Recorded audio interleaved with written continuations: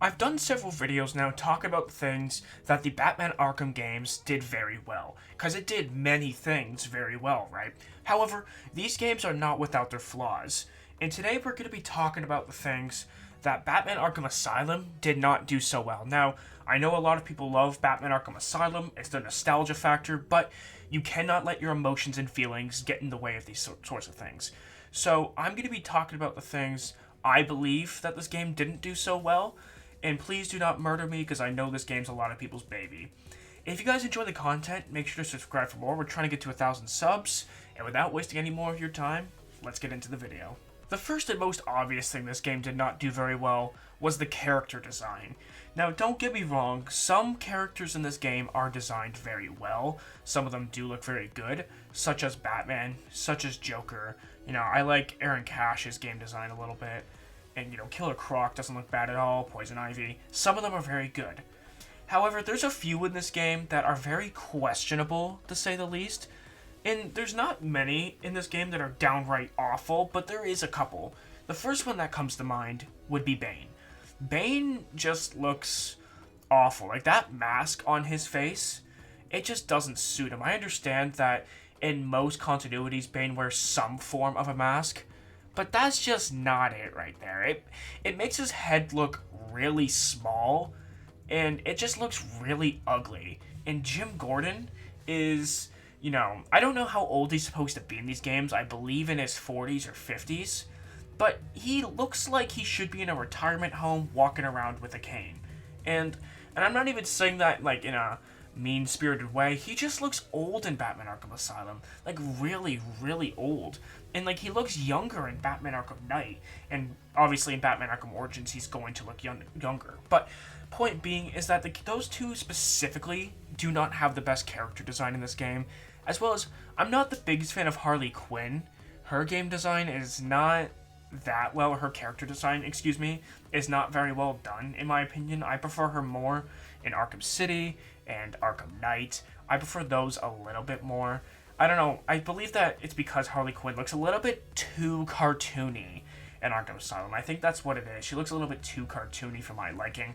I'm not someone who cares about cosmetics and designs all that much, so that's why I'm not able to go super in depth with it, but I just don't think that some of the character designs in this game were done the best. The next thing that this game didn't do so well, and you can take this as a criticism for Arkham Asylum, or you could take this as a praise for future titles, and that is the post-game.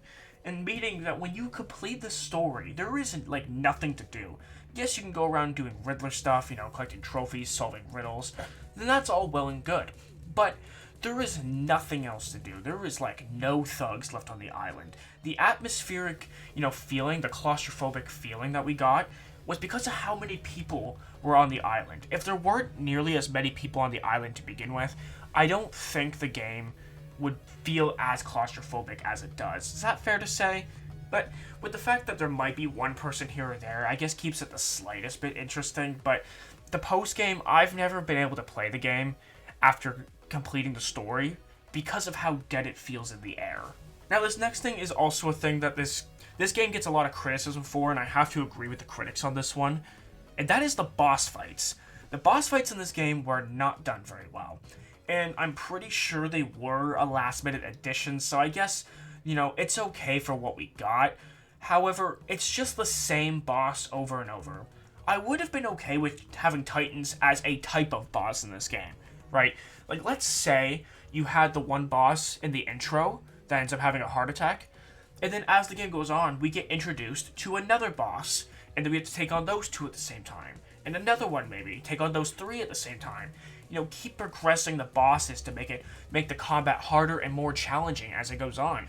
Because I never find, especially when I'm playing on controller, that the combat never really gets that difficult in this game for me. And this isn't even about the combat. The combat in itself was done very well, right? Especially considering the fact it was the first game. It was definitely done very well for that time frame. And it would be okay in today's standards. But anyways, I'm getting a little bit off track. The boss fights were not very good. The Poison Ivy boss fight was meh at best, in my opinion. She wasn't really that challenging at all, and it was kind of just a boring boss fight.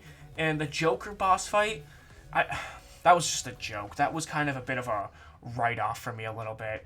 It just wasn't entertaining for me. You just take on a bunch of thugs, then you bat-claw Joker down and you punch him.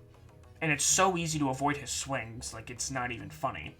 And boss fights were just a no for me in this game overall. Now, the last thing I have here is my one and only gripe with the story.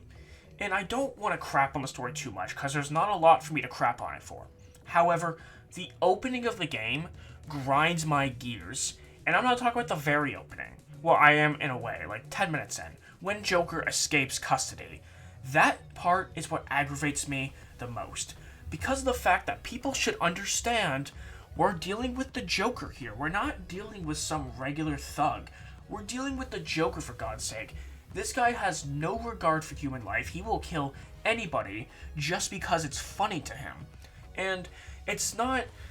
I understand why Batman wasn't allowed to walk them through, to walk Joker to his cell, because like the one guard says, it'll unsettle the more violent inmates. I understand that. That's a good enough reason for me.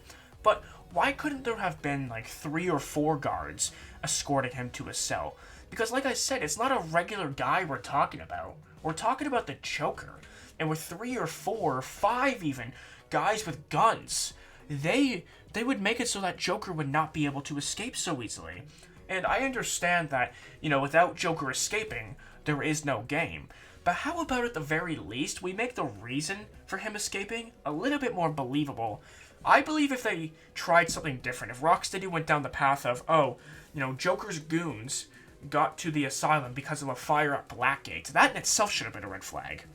But it would have been more believable to say, the power got cut to the asylum, it went pitch black, and by the time the power comes back on, the Joker's gone. He's nowhere to be found. That in itself would be more believable than only having one guard escort the Joker to his cell. Because like I said, it's the Joker we're talking about, for God's sake. But yeah, that's pretty much all I got for things this game didn't do so well. Because this game did so many more things right than it did wrong.